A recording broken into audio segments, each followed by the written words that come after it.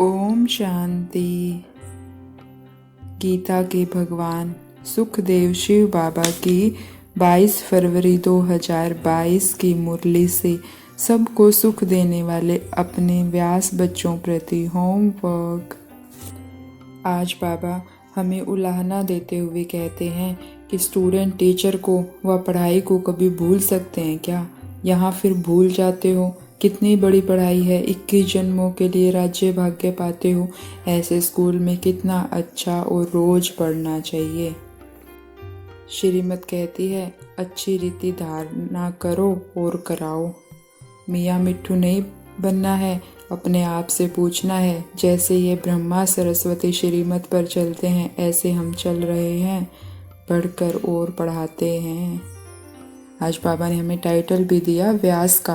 तो हम क्या मुरली को इतने ध्यान से पढ़ते हैं? उन स्टूडेंट्स को कितनी लगन होती है। अगर उनका पेपर होता है तो वो रात को जाग जाग कर पढ़ाई पढ़ते हैं। और वो तो लौकिक पढ़ाई है, हमें तो स्वयं भगवान पढ़ा रहा है। तो बाबा ने कहा कि तुम्हें इस पढ़ाई की वैल्यू करनी है और दूसरों को भी पढ़ाना है। तो कम से कम हमें मुरली के, पहले हम कहेंगे मुरली के 5 पॉइंट, कोई कभी भी पूछ ले तो मुझे याद है। धीरे धीरे हमें पॉइंट याद होंगे, फिर हम उसका स्वरूप बनने लग जाएंगे। तो हमें मुरली को बहुत महत्व देना है। जिसको 5 पॉइंट याद रहते हैं वो 7 पॉइंट करे, जिसको 7 रहते हैं वो 10 पॉइंट करे। वैसे धीरे धीरे हमें मुरली में लगन बढ़ानी है, क्योंकि बाबा ने तो एक ही बात बोली है, बच्चे सिर्फ मुझे याद करो और पढ़ो। तो क्या हम इतना छोटा सा काम भी नहीं कर सकते? ज़रूर कर सकते हैं। बाबा ने आज एक बात और बोली। बाबा ने कहा कि बच्चों को एक ही मुख्य बात घड़ी घड़ी भूल जाती है। सबसे कड़े ते कड़ी भूल होती है जो देह अभिमान में आकर अपने को आत्मा निश्चय नहीं करते। सच कोई बतलाते नहीं। सच तो कोई आधा घंटा भी सारे दिन में मुश्किल याद करते हैं। आज बाबा ने कहा सबसे ऊंची मंजिल है अपने को अशरीरी समझना।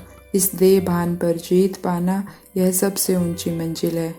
ऐसा पुरुषार्थ करना है जो अंत में पाप के सिवाय कोई याद ना आए। कल भी बाबा ने हमें अशरीरी बनने का होमवर्क दिया था और आज भी बाबा हमें अशरीरी, क्योंकि ये देह अभिमान मिटाना ही है। यही हमारे ज्ञान का लक्ष्य है कि मैं ये देह नहीं हूँ, मैं आत्मा हूँ।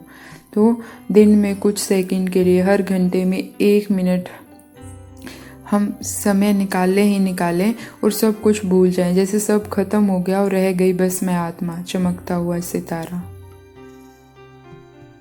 कुछ सेकंड अपने आप को देखें कि मैं आत्मा, चमकता हुआ सितारा, एकदम शांत। और फिर कुछ सेकंड्स परम धाम में अपने बाबा को देखें। मेरा बाबा, शांति का सागर,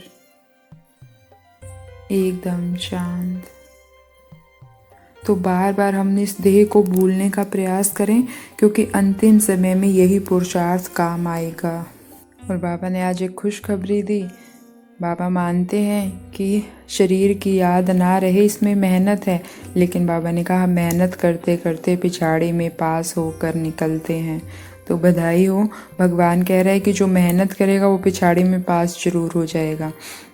भगवान ने जब कह दिया तो पास तो होंगे ही होंगे। बस हमें क्या करना है? मेहनत करनी है। तो हमें अशरीरी होने का ज़्यादा से ज़्यादा अभ्यास करना है, क्योंकि बाबा कहते हैं जब तुम अशरीरी होते हो तो शांति फैलती है और वो शांति दूसरी आत्माएं अनुभव करती हैं। तो हमें ज़्यादा से ज़्यादा अशरीरी बनने का अभ्यास करना है। बाबा आज हमें समझा रहे हैं कि सारे विश्व की आत्माएं परमात्मा को बाप कहती हैं, लेकिन पालना और पढ़ाई के पात्र नहीं बनती। सारे कल्प में आप थोड़ी सी आत्माएं अभी ही इस भाग्य को पात्र बनती हैं।